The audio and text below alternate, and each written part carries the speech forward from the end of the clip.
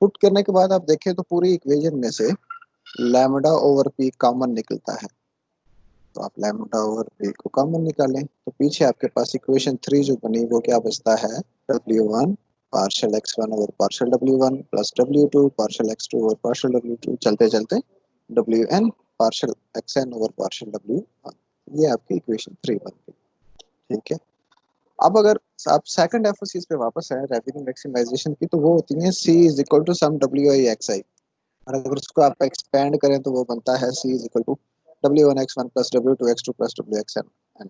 ठीक है, अगर आप उसका W1 के हिसाब से डेरिवेटिव ले दें तो DC और DW1 इज इक्वल टू आ जाएगा, पहली टर्म है W1x1, तो W1 इस टर्म में दो बार आ रहा है, एक तो W1 इटसेल्फ और दूसरा x1 के हिसाब से आ रहा है, तो यहाँ पे वो प्रोडक्ट टर्म होगी कि पहले रकम दूसरी का डेरिवेटिव प्लस दूसरी रकम पहले का डेरिवेटिव।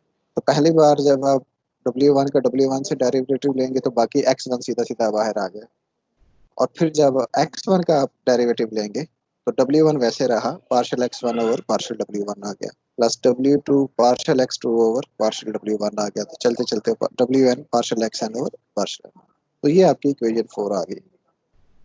टोटल कास्ट पे किसी भी एक इनपुट प्राइस का पार्शियल चेंज बहुत थोड़ा होता है, बहुत ही नेग्लिजिबल होता है, लिहाजा हम उसको जीरो कंसीडर करते हैं।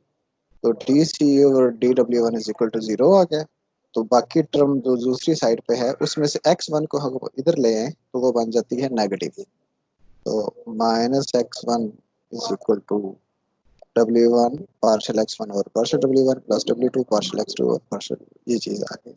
ठीक है, अब आप देखिए कि यही सेम चीज इक्वेशन 3 में भी पड़ी हुई है ब्रैकेट में, तो अगर आप इस ब्रैकेट वाले की जगह पे ये पुट करें minus x1 into WIC revenue maximising input demand, तो वहां पे पुट कर दिया तो बाहर जो है P से कट गया और लैम्डा बच गया और माइनस XI, तो टोटल आपके पास पार्शियल R और पार्शियल W1 जो है माइनस लैम्डा x1 है, ये इनपुट 1 WIC, ये आपके पास जवाब आ गया। ये जवाब नेगेटिव है, तो आप सबसे ऊपर देखें तो इक्वेशन 1 में हम यही साबित करना चाह रहे हैं कि जवाब नेगेटिव आएगा, तो वो आपका नेगेटिव आ गया है। ठीक है जी, इसको हम इक्वेशन A कह देते हैं। ठीक है, सिंपल डेरिवेटिव है, सारा एक्सप्लेन है, आपको कोई मुश्किल नहीं होनी चाहिए इसको टाइप करने में। तो इस तरह जो आपकी दूसरी प्रॉपर्टी है वो है revenue is decreasing in cost partial R और partial C is also less than zero. ठीक है, तो आइए उसको हम सॉल्व कर लेते हैं। तो पार्शियल R और पार्शियल C करना है, तो पार्शियल R PY होता है, पार्शियल C P बाहर आ गया, C इफेक्ट करेगा जाके Y को इनडायरेक्टली, क्योंकि कॉस्ट इफेक्ट करेगी इनपुट को, इनपुट इफेक्ट करेगा Y को, तो वो F1 पार्शियल X1 और partial C, F2 partial X2 और पार्शियल C, चलते चलते partial XN over partial C तक, और F1 F2 क्या है जी, वो partial X over partial XI है, वो आपको पता ही है। एफ और सी से आपको पता है कि एफ आई जो होता है वो पीछे भी हमने यूज किया है, ये W I lambda WI over P होता है, तो इसी चीज को हम पुट कर देते हैं इक्वेशन 1 में, तो आपकी इक्वेशन 1 बन जाएगी P into lambda W1 over P partial X1 over partial C plus lambda W2 over P partial X2 और पार्शियल C, चलते चलते ये इक्वेशन। इस पूरी इक्वेशन में से अगर आप लैम्डा और P कॉमन निकालें तो बाहर P से कट जाएगा, बाहर सिर्फ लैम्डा बच जाएगा, और अंदर बच गया आपका W1 पार्शियल X1 और partial C plus W2 partial X2 और पार्शियल C, तो ये सारी इक्वेशन आपकी इक्वेशन 2 बन गई। अब आप इक्वेशन 2 को दोबारा अगर आप एफओसीज में आ जाएं तो C is equal to W sum WI/XI होता है, तो C का अगर टोटल डिफरेंशियल आप लेंगे DC और DC, तो वो हो जाएगा W1 पार्शियल X1 और partial C plus W2 partial X2 और पार्शियल, सादी जबान। तो लेफ्ट हैंड साइड पे DC और DC क्या हो गया 1, और इक्वेशन 3 की राइट हैंड साइड पे बिल्कुल वही पड़ा हुआ है जो इक्वेशन 2 के अंदर पड़ा हुआ है। इक्वेशन 3 की राइट हैंड साइड पे बिल्कुल वही है जो इक्वेशन 2 के राइट हैंड साइड पे पड़ा हुआ है। तो हम सिंपली इक्वेशन 3 को इक्वेशन 2 में सब्स्टिट्यूट कर देंगे, तो हमारे पास partial R over partial C बच जाएगा lambda d c over d c, d c over d c is equal to 1, तो partial R over partial C हमारे पास इज इक्वल टू आ गया लैम्डा। ठीक है, इसको हम कह देते हैं इक्वेशन बी। पीछे यहाँ पे हमने पार्शियल आर और पार्शियल डब्ल्यू आई को ए बोला हुआ है और पार्शियल आर और पार्शियल सी को हमने यहाँ बी बोला हुआ है। तो इक्वेशन ए से हमें मिलता है पार्शियल आर और partial W one minus lambda X one W I C, और पार्शियल आर और पार्शियल सी से बनता है लैम्डा। ए और बी को अगर हम आपस में डिवाइड कर दें तो हमारे पास पार्शियल आर और पार्शियल सी W1 और पार्शियल आर और partial W C minus x1 के बराबर आ जाता है। अब x1 क्या चीज है? ये जो शुरू से रेवेन्यू मैक्सिमाइजेशन में चलता आ रहा है, ये आपका रेवेन्यू मैक्सिमाइजिंग इनपुट डिमांड है फॉर x1, गुड x1।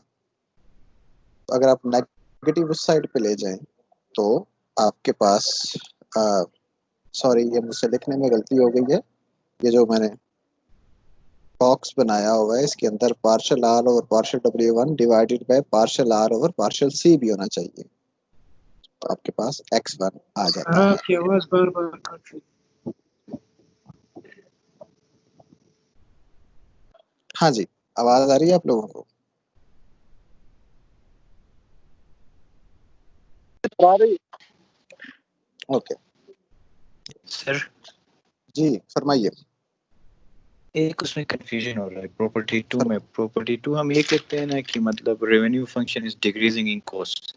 हाँ जी, तो लैम्डा नेगेटिव नहीं आना चाहिए। लैम्डा नेगेटिव, देखिए लैम्डा खुद क्या चीज है? लैम्डा की सबसे बेसिक डेफिनेशन जो आपने पढ़ी थी ना, जब आपने वो तो यूटिलिटी आपकी मैक्सिमाइजेशन पे पढ़ी थी, आपने कहा ऑप्टिमल था कि वैल्यू में जो चेंज आने से, कांस्टेंट में हाँ, चेंज आने से वो चेंज नेगेटिव भी हो सकती है। लैम्डा अपनी जात में नेगेटिव भी हो सकता है। आपने इसको शेडो पढ़ा था, अगर आपको यूटिलिटी के कंजम्पशन के पहले पहले दिन याद हो, जब आपने यूटिलिटी मैक्सिमाइज किया था, तो वहां पे लैम्डा को बड़ा फुली एक्सप्लेन किया जाता है। ये ऑप्टिमल कॉस्ट ऑफ रेवेन्यू बनती है यहाँ पे, ठीक है। इसको यहाँ पे अगर आप करें तो आप इसको ऑप्टिमल कॉस्ट ऑफ रेवेन्यू भी कह सकते हैं। ये अपनी जात में भी नेगेटिव हो सकता है। अभी हम चूंकि जनरल बात कर रहे हैं, हमने कोई स्पेसिफिक नहीं किया हुआ, ठीक है, तो इसका आंसर ये बनता है। तो it may take any form. जब हम कभी स्पेसिफिक हम बनाएं इसका प्रोडक्शन फंक्शन और वैल्यूज इनपुट्स की, इनपुट प्राइसेस की, आउटपुट की, इस तरह से बनाएं, फिर शायद हमें एग्जैक्ट पता चले। But generally speaking in theory lambda जो है वो zero, not zero sorry, negative आना चाहिए। यहाँ पे उसकी वैल्यू नेगेटिव होनी चाहिए, ठीक है जी। बिल्कुल। तो जब अब यहाँ पे ये इस पे ये थोड़ा सा एक गलती है, ये जो मैंने बॉक्स बनाया है इसमें, ये partial R over partial W I divided by partial R over partial C है, जैसे ऊपर लिखा हुआ है। ये भाईजान बिल्कुल आपकी वही राइज आइडेंटिटी है जो आप यूटिलिटी मैक्सिमाइजेशन में निकालते हैं, बिल्कुल वही है। कोई फर्क नहीं इसमें, इस रॉयस आइडेंटिटी में और उसमें, सिवाय इसके कि वो यूटिलिटी कंज्यूमर के कॉन्टेक्स्ट में थी और ये प्रोड्यूसर के कॉन्टेक्स्ट में। यानी कि अगर आपको रेवेन्यू फंक्शन दिया हो